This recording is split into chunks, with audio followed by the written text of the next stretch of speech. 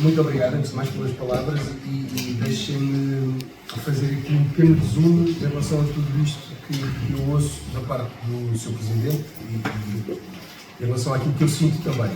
Sem dúvida que Arcos de Valdevez marca o meu percurso enquanto criança, sem dúvida que Arcos de Valdevez é onde me apresenta aquilo que, depois dos meus filhos, é o mais importante, que é a minha profissão e a minha música, a música que eu faço.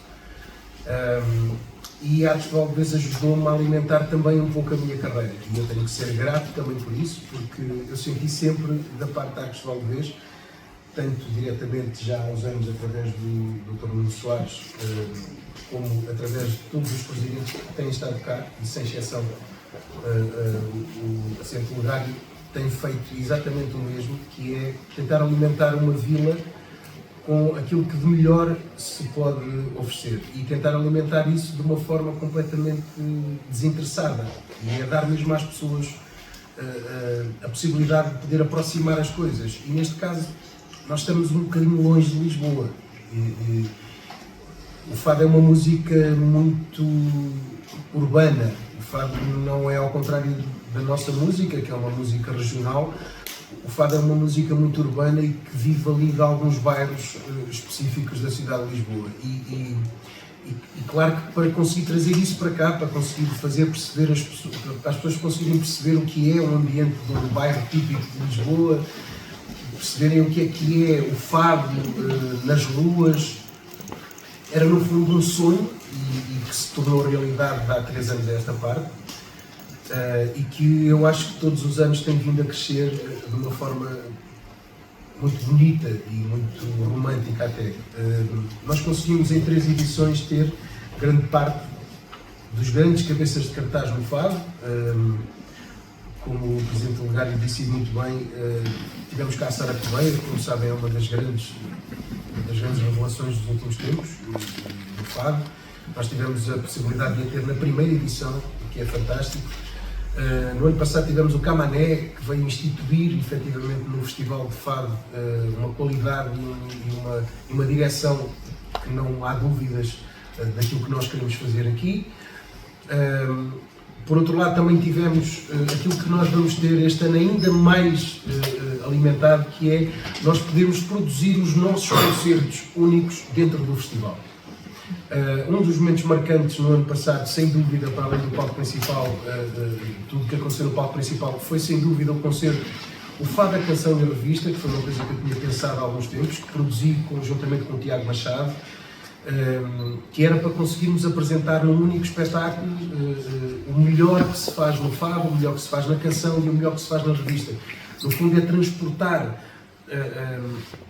aquilo que acontece muito em Lisboa a nível musical, não só o fado, mas outros estilos de música, outras formas de estar na música, e a revista é uma das formas mais, digamos, profundas da tradição musical da cidade de Lisboa, é a revista. Tivemos aqui, sem dúvida, 3 dos grandes representantes de cada um deles, a Alentejo Gentil, o FF e a Filipa Cardoso. Acho que foi um concerto único, tivemos o azar, efetivamente, de chover, mas que acabou por ser romântico, porque houve imagens do FF a cantar à chuva que se tornaram virais, que depois me deixou muito feliz perceber que valeu a pena fazermos isto. E outra coisa, ficaram cerca de 400 pessoas à chuva durante 1 hora a ouvir um concerto, e isso quer dizer alguma coisa. Portanto, mais do que simplesmente trazer um espetáculo, um festival de fado para Arcos de Valdevez, todos os festivais de fado têm que haver coisas únicas. Este ano vamos evoluir ainda mais isso. Este ano temos mais 2 concertos produzidos por nós no festival, que não vão acontecer em mais lado nenhum, tal como aquele que aconteceu no ano passado, que ninguém mais fez. Este ano, para além das figuras que toda a gente aqui conhece, eu fiz questão de repetir um concerto, não o mesmo concerto, eu vou fazer um concerto completamente diferente, mas fiz questão de trazer 2 pessoas que nada têm a ver com o fado e que podem acrescentar muito ao Festival de Fado. Nós sabemos perfeitamente, com esta era das redes sociais e da forma como a comunicação está, é muito mais simples e muito mais fácil nós conseguirmos trazer uma certa geração, trazer uma certa geração para Arcos de Valdevez, se apresentarmos nomes como Marisa Liz, como Áurea, vão trazer uma geração diferente e um público diferente ao espetáculo, ao Arcos Fado Fest. E essa foi a intenção.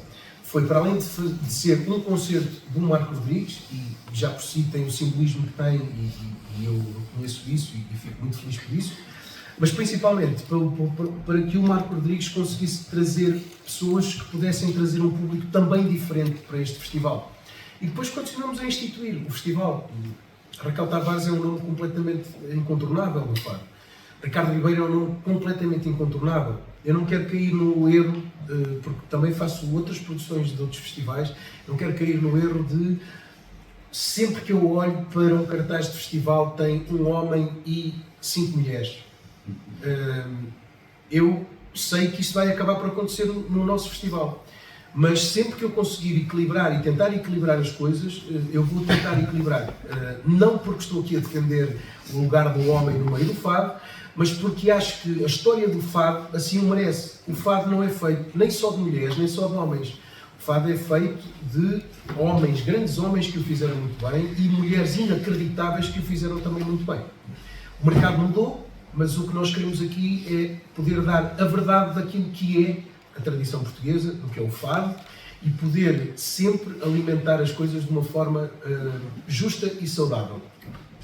Claro que quando eu olho para este flyer que nós temos aqui do cartaz, temos aqui coisas que me chamam um bocadinho a atenção. O folclore fadista. O folclore fadista é uma coisa estranha, mas era exatamente por causa disso é que nós quisemos esse nome.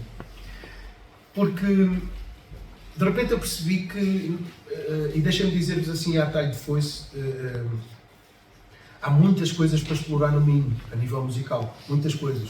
Não são fáceis de explorar.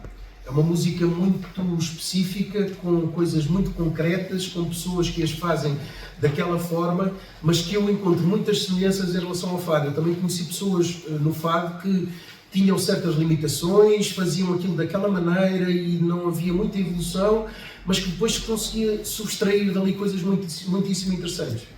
E a verdade é que eu havia 2 desafios que eu queria para este novo festival, para este ano, que era quase aproximar o fado às cantigas ao desafio e dar a perceber às pessoas que vão assistir a este festival que o fado não é só fado também. A Amália tem um disco só de folclores. E que eu, juntamente com estes 2 incríveis cantores que eu tenho muito orgulho em poder trabalhar com eles, decidi produzir um espetáculo que vamos cantar os folclores que eram cantados no fado. E se eu vos disser aqui 2 ou 3, vocês vão logo perceber quais são. O Malhão Malhão é um folclore que era cantado pela Amália. O Havemos de ir a Viana não é um folclore, mas é uma marcha popular. Mas depois temos a Comadre Maria Benta, depois temos o Quero Valentinho ao Laró Laró, e de repente eu encontrei uma forma de fazer um espetáculo dentro de um festival de fado que pudesse ter fadistas a cantar estas músicas. E ninguém melhor do que a Ana e do que o Tiago para poderem estar comigo na produção deste evento, deste espetáculo. Depois, para além disso, foi exatamente fazer um caminho inverso. Que foi, espera aí, mas eu agora que também quero muito ir buscar ali 3 cantores de cantigas ao desafio, que sejam mais conhecidos ou menos conhecidos, mas que sejam instituídos no meio, para que seja o desafio ao contrário. Agora quero que eles cantem ao desafio, mas em cima dos instrumentos de fado e não com concertina como sempre. E isso é um desafio também para os músicos de fado, que vão ter que fazer um acompanhamento folclórico de instrumentos que normalmente não são utilizados para isso. Mas a verdade é que eu acho que tanto o primeiro concerto que eu vos falei, quanto o segundo, o folclore fadista e o folclore fadista e o Reigns mais desafio ao fado, exatamente. E o desafio ao fado são 2 coisas que me fazem querer explorar e querer que as pessoas depois no final saiam dali e dizem: que giro!